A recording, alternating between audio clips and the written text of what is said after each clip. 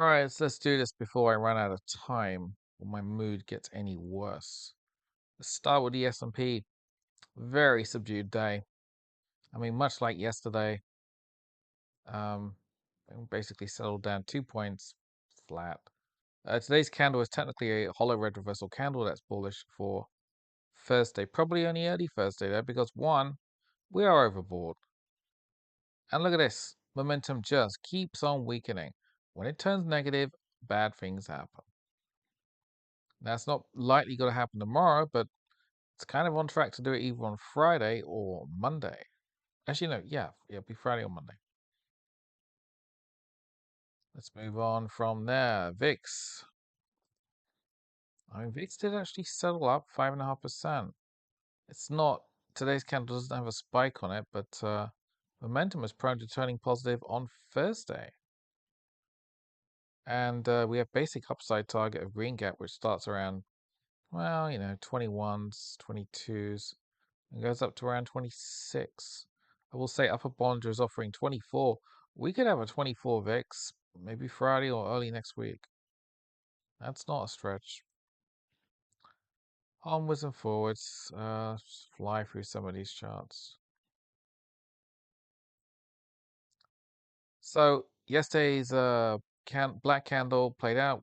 Apple did settle down 0.2. We have another reversal candle, which is bullish for Thursday. Probably only early Thursday though.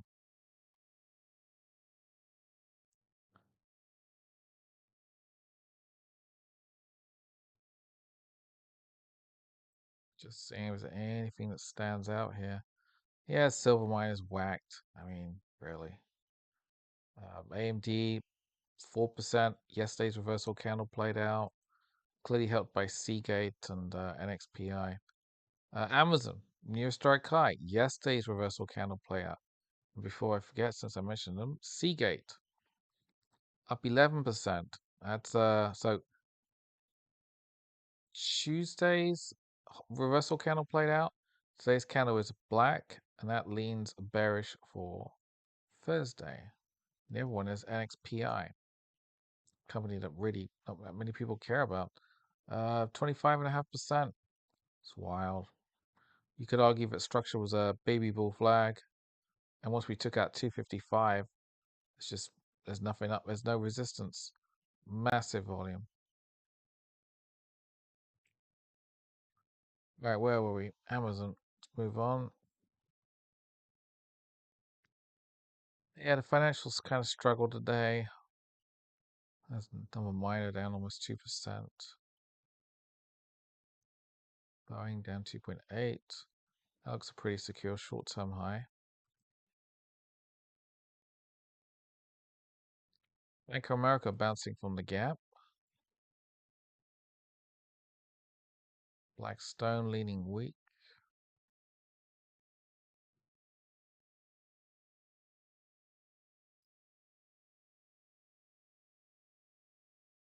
Survivable down 2.7.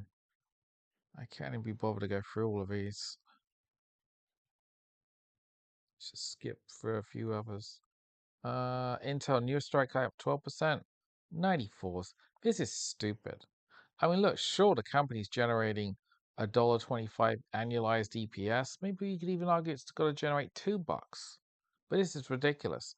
This stock has gone from $40 to 94 in a barely, I guess, a month. It's just stupid. Is it shortable? I wouldn't touch it. Also, again, note that yesterday's candle was a reversal which played out.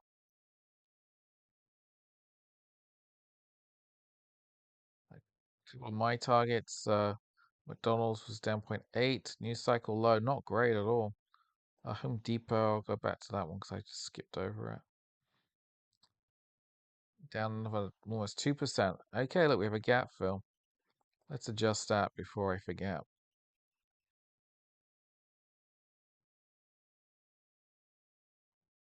Come on, stock charts. Yeah, that gap's already done. Okay, what's next? 315. Look, also note that momentum turned negative. So it's, broadly 250 is target. Anything else? KKR, which of course is a prime financial short, down 2%. I mean, you could argue structure's a bull flag. Maybe we'll get another wave up, but midterm bearish that one for sure. Anything else? Oracle maybe. Yeah, look, down 1.3%. Yesterday's hollow red reversal candle did not play out. Today's candle is not a reversal. Not so great.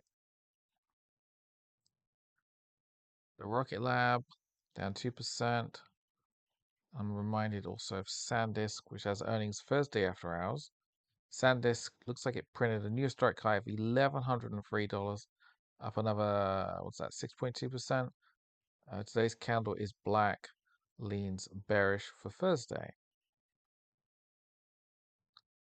Crazy, huh? That's a crazy stock. For Tesla, which of course valuation is ridiculous, down 0.9%. A real mess. I mean, it's kind of gravitating around its price threshold.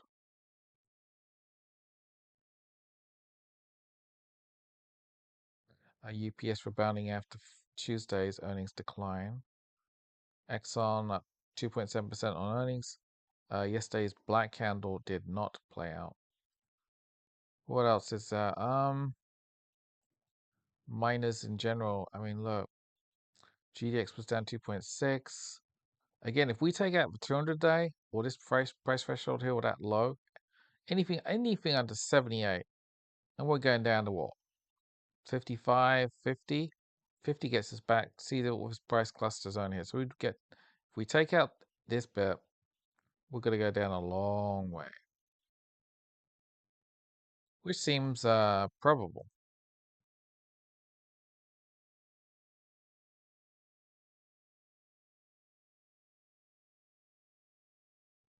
Gold, another $52 down 1%. Not great, huh? I mean, I guess you could argue. I mean, actually, I was gonna say an ABC, but no, it's just terrible. There's nothing good here. Maxed out at 5608. Sure, you bounce from around 4K. We can't get back above 5,000. Look at where we stood. Look at that little spike from the 50-day. They sold into it, and down we go. This is bad. Silver down $1.73, 2.4. Again, naturally similar to gold. 121, 60, 83.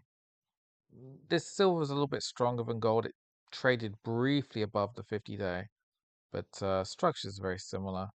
And we're just going down. This is terrible. This is not good. I'm going to watch the 200-day, which is now 61, which is just above the March low.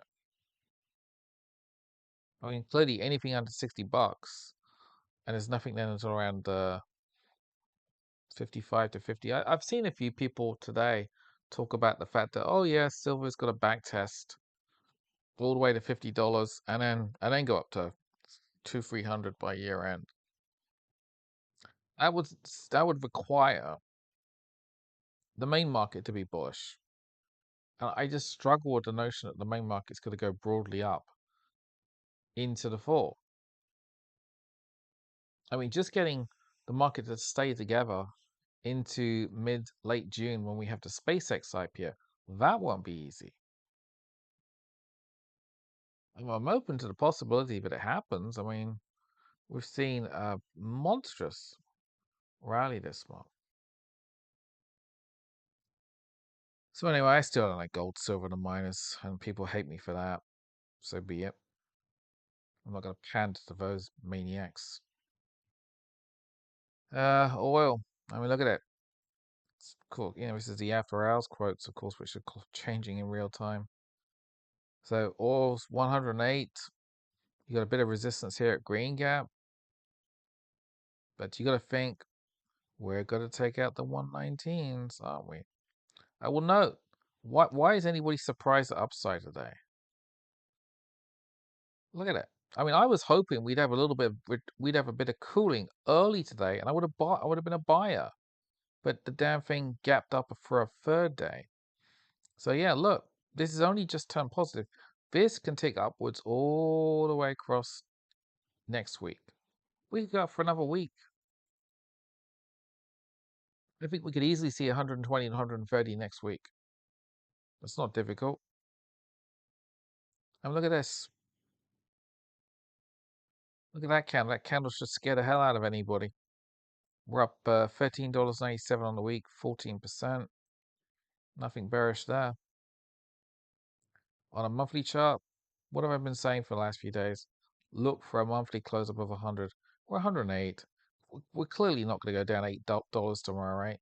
So we're going to have a second month above 100, and we should take out 119 in May, and maybe go to 130, maybe even higher. Zero sign of a turn. We're going up. Anything else? Not really. I'm not in a great mood. I'm tired. I'm tired of waiting for this goddamn oil to retrace. I mean, look at it. Look at this crap. Look at this. Just stair-stepping up there.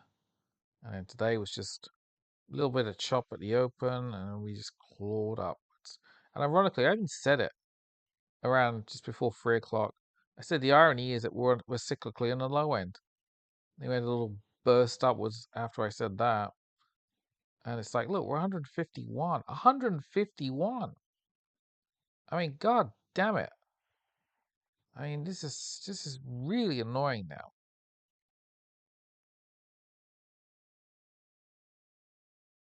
This is really annoying. I mean, where the hell do I get back on board? Orange gap, forget it. Yellow gap, how the hell are we going to get down there? I don't see it.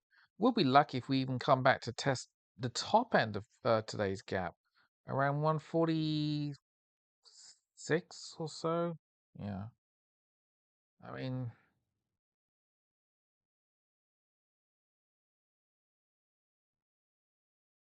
I don't know. I see people out there trying to short this, and that to me, that's just ludicrous. Anyway, I'm going to disappear. Tomorrow can't be much worse than today. I'm tired. Tired of this annoying crap. It's just so annoying. It's too strong to chase. I am not gonna bloody well chase this crap at this level. This is stupid. Because all you need is one stupid tweet or news headline, and it can drop. If you go on an hourly chart, you'll see the recent drops. Look, look at this. There's one. Remember that one? Oil was down 11% on that. 11% in like by 11 o'clock. Then we had an even bigger one, like 15% on this. I don't even remember what these drops were about. I guess maybe that was the was that a ceasefire drop? I guess it was, right? Anyway, whatever the hell it was. These drops always a threat to anybody buying. See, look at it, RSI 70. That's where you actually RSI 30 is where you buy. And we're chronically overbought. We've been overbought the entire day. In fact, for 2 days, we were overbought yesterday. We should cool back. But anyway, I'm going to try not to think about it anymore until tomorrow. Good night.